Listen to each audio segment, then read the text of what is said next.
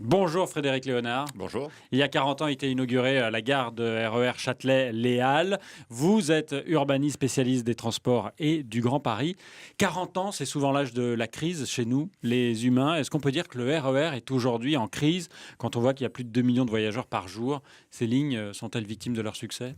C'est un paradoxe, c'est que c'est une grande réussite. Le RER au départ, c'est l'avantage du train de banlieue, la vitesse, 50 km/h. C'est l'avantage du métro, la fréquence.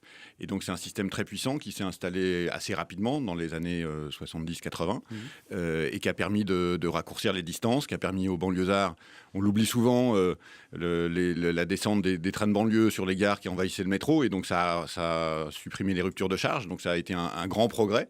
Et je dirais, il y a eu, en tout cas, pendant 20 ans, un âge d'or des RER.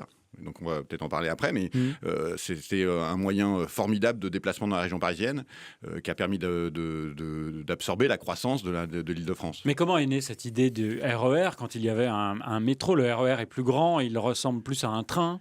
L'idée géniale des ingénieurs, parce que c'était des ingénieurs français, c'était de ce qu'on appelle diamétraliser, c'est de faire un tunnel entre deux lignes de banlieue, et qui permet en fait de supprimer le système du train de banlieue qui bute sur la gare. Et ça permet d'augmenter à la fois les fréquences, les vitesses.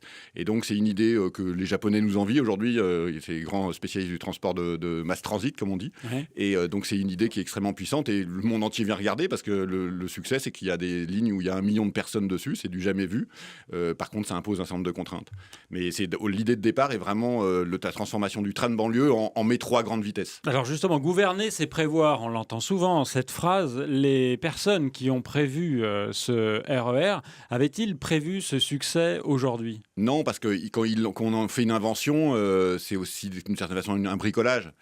Il a été formidable, bricolage, parce qu'il a permis la défense, il a permis les villes nouvelles. On n'aurait pas installé le Stade de France à Saint-Denis si on n'avait pas là un système avec 2 lignes de RER qui permettait de faire qu'on ne prenne pas la voiture. Donc je crois que ce qui est sûr, c'est que le RER est un système extrêmement puissant, qui est une espèce d'aspirateur à passagers, et on ne vit plus que dessus aujourd'hui depuis 20 ans.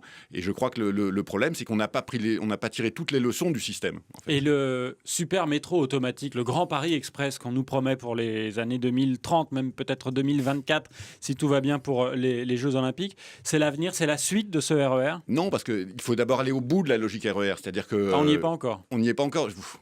Les auditeurs ou les voyageurs le savent pour certains. Le système, c'est un mélange de la RATP et la SNCF. Il y a des systèmes où il y a des interconnexions. Alors maintenant, on a enfin des conducteurs qui changent pas sur la rame. Mais pour vous donner un exemple, il y a des conducteurs avec des trains SNCF et après des trains RER. Ils n'ont pas tout à fait le même code de la route. Quand vous êtes sur une ligne aussi puissante où le moindre grain de sable a des conséquences importantes, il faut aller au bout. Je pense qu'il faut une co-entreprise RATP SNCF. Il faut une vraie structure RER. Il faut une filiale RER aujourd'hui. Et surtout qu'on investisse massivement parce qu'on n'a pas du tout été au bout de la logique de la puissance de ce RER. Parce qu'il y a des lignes qui sont bricolées. La B et la D, ils ont le même tunnel. Il y a 2 lignes qui sont en augmentation permanente. Ils ont le même tunnel entre Châtelet et Gare du Nord. C'est pas jouable à long terme. Est-ce que c'est pas là le vrai problème? Ça changerait complètement la donne. Alors, je crois qu'il faut... Il n'y a pas de solution miracle. Je crois que le défaut du Grand Paris Express, notamment pour les élus, c'est croire qu'il y a une solution miracle qui résout tout. C'est un ensemble de systèmes. Mais le système RER... non, mais sur ce tunnel, le doublement du... Oui, moi je milite depuis tunnel, des années. Ça coûterait quoi, 1 milliard d'euros? Même si ça en coûte 2 ou 2,5, quand on sait que le Grand Paris Express aujourd'hui est vendu pour 35, peut-être 50 demain, je veux dire, la rentabilité sociale est énorme. Je veux dire, mais pourquoi on ne le fait pas alors? Il faut en discuter avec les directeurs, les entreprises et les élus. Moi, je pense qu'il y a une illusion d'un système qui résout tout d'un coup. Vous savez, il y a un problème. Moi, il y avait une formule sur l'alcoolémie qui était de dire un verre, ça va. Et bon, moi, c'est sur les tunnels. C'est qu'aujourd'hui, je pense qu'il faut faire des tunnels 4-5 km. 10 km de tunnel, ça va. 50 km de tunnel, c'est bonjour les dégâts. Et là, aujourd'hui, le Grand Paris Express, c'est 150 km de tunnel.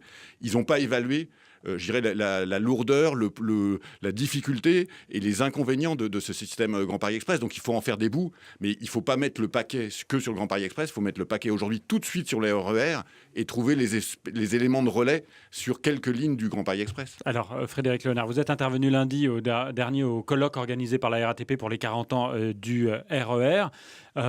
Vous avez dit qu'il fallait rendre homogènes les matériels et les procédures. Ça veut dire quoi aujourd'hui? On change quelques rames, quelques trains. Il y en a qui arrivent dimanche encore sur des lignes au sud de la région. Ça veut dire quoi, les rendre homogènes, matériel et procédures? Et ça veut dire qu'il faut qu'il y ait une seule entreprise commune à la RATP et la SNCF qui manage des conducteurs qui sont dans le même système, qui n'ont pas les mêmes des règlements différents, qui ont les mêmes tableaux de service, qui ont des matériels relativement homogènes. Quand on change lundi on continue à bricoler d'une les certaine horaires façon. sur le RER A. Ça, c'est très bien. Après, il faut distinguer ligne par ligne. Le RER A, depuis 10 ans, c'est tellement stratégique à cause de la défense. Ils ont investi sur des doubles rames. Donc, il y a des gros progrès et les entreprises se battent franchement très fortement pour améliorer les choses. Et je crois que le A, on sent qu'on va y arriver. Par contre, le B et le D, je vais vous le donner un exemple, c'est quand même juste l'accès à Charles de Gaulle Express. C'est-à-dire, on a les Jeux Olympiques dans 6 ans.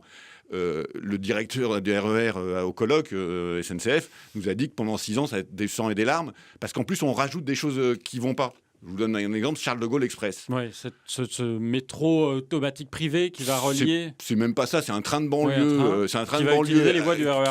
Voilà, donc ça, c'est pendant 6 ans, au moment où c'est stratégique, je veux dire, c'est 60 millions de passagers, Charles de Gaulle. C'est le lien entre la France, en fait, et le monde, et pas que seulement Paris. Pendant 6 ans, il nous a dit, ça va être du sang et des larmes, ça va être des travaux énormes. Et en plus, on sait qu'après, ça va être fragile parce que ça va être en tension avec le RER B. Donc sur B, D et une méthode, à mon avis, on utilise un système qui est des années 70 du point de vue de Charles de Gaulle Express. Et donc, moi, je sais qu'il y a les conducteurs qui vont être en grève mardi. Moi, je comprends. Tous les matins, ils savent pas trop à quelle sauce ils vont être mangés. Je veux dire, quel problème ils vont rencontrer. Ouais, ils sont responsables de 2000 personnes dans une rame. Je pense que c'est le moment de faire des états généraux, de tout remettre à plat et d'entendre les associations d'usagers, les conducteurs, l'ensemble un peu d'urbanistes qui ont beaucoup dit des choses là-dessus et qui n'ont pas été entendus. Sur cette note d'espoir, nous séparons Frédéric Léonard pour ses 40 ans du RER. Je rappelle que vous êtes urbaniste spécialiste des transports et du Grand Paris. Interview à retrouver en vidéo sur francebleu.fr. Très bonne journée à vous.